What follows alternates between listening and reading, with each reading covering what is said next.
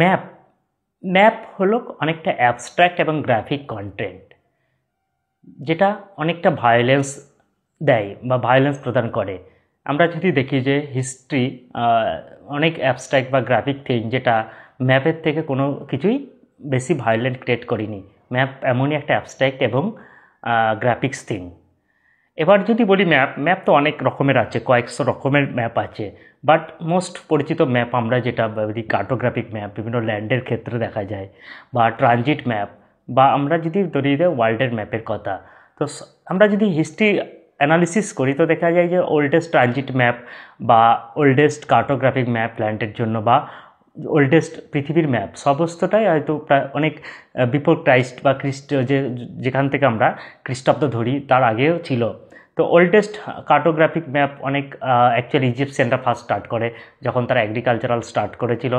Actually Jericho that place now it is located in Palestine, যেখানে সেখান থেকে চাষ শুরু হয়। দেন ইজিপ্ট বা আদার্স বিভিন্ন জায়গায় সেপারেটলি ইন্ডিপেন্ডেন্টলি 10 to 11 জায়গায় এগ্রিকালচার স্টার্ট হয়। তো যেখানেই চাষ শুরু হয় সেখানেই ল্যান্ডের মাপের প্রয়োজন হয় এবং ম্যাপ তৈরি হয়।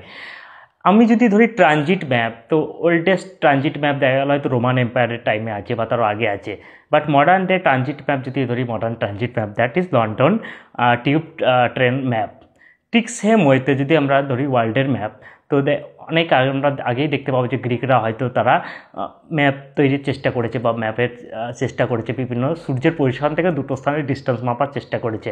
বাট আমি যদি বলি যে মডার্ন ডেতে ম্যাপ, যেটা অ্যাকচুয়ালি একটা সময় যেটা ট্রাভেলার, মেডিভাল ট্রাভেলাররা বিভিন্ন জায়গায় ঘুরছিলেন, দেন সেখান থেকে ম্যাপের শুরু হয়। তো একটা মাপামুন্ডি ম্যাপ, খুবই ফেমাস ম্যাপ, মেডিভাল মাপামুন্ডি ম্যাপ, হেরেপোর্ট মাপামুন্ডি। সেখানে আমরা যদি দেখি একটা ওল্ড ম্যাপ, যদি আমরা গুগল করি হেরেপোর্ট মাপামুন্ডি গাইড অফ ইউরোপিয়ান ম্যাপ, তাহলে আমরা সেখানে দেখব যে ইউরোপ মহাদেশ আছে। দেন আমার এশিয়াতে আমার চীনকে এবং ইন্ডিয়াকে খুব ছোট করে দেখানো হয়েছে, কারণ চীন বা ইন্ডিয়াতে খুব বেশি ট্রাভেলাররা ট্রাভেল করেনি। তো তারপরে কলম্বাসের আমেরিকা ডিসকভারের পর নিউ ওয়ার্ল্ড তৈরি হয়। তার আগে ওয়ার্ল্ড ছিল যে ইউরোপ থেকে এদিকে এশিয়া পর্যন্ত, এটুকুই। তো নিউ ওয়ার্ল্ড তৈরি হয়, তারপরে আমার আসে ম্যাপ আসে, মডার্ন যে ম্যাপ।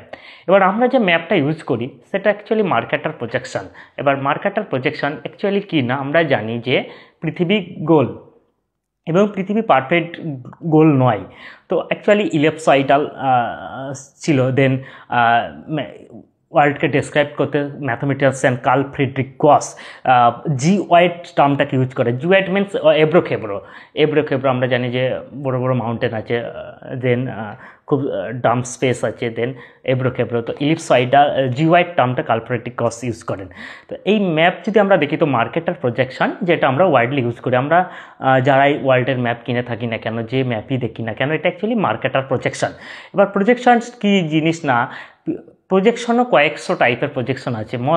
মোটামুটি 20 to 30 প্রজেকশন আমরা রেগুলার ব্যবহারই করি, কোনো কাজের জন্য কোনো প্রজেকশন ইউজ করা হয়। তবে আমরা অ্যাজ এ জেনারেল যে কোনো বইয়ের দোকানে, খাতার দোকানে, স্কুল কলেজের বই যে ম্যাপই দেখি না কেন, এটা মার্কেটার প্রজেকশন।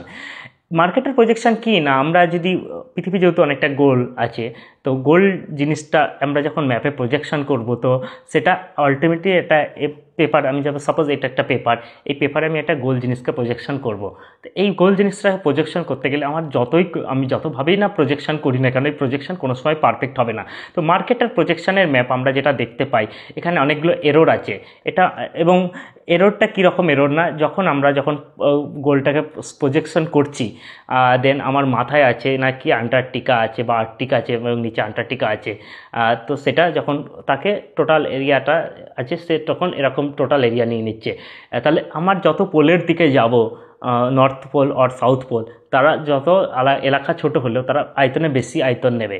ঠিক তেমনি আমি যদি গ্রিনল্যান্ডের ম্যাপ দেখি, তো আফ্রিকা দেখা যায় যে আফ্রিকার যা সাইজ আছে, আফ্রিকা যদি ইকুয়েটরের আছে, নর্থ পোল এবং সাউথ পোল থেকে অনেকটা ডিস্টেন্সে আছে, তো সেক্ষেত্রে দেখা যায় না কিনা আফ্রিকার যা সাইজ অলমোস্ট গ্রিনল্যান্ডের সাইজ ম্যাপে সেম, কিন্তু বাস্তবে গ্রিনল্যান্ডের থেকে আফ্রিকা প্রায় 14 টাইমস বড়।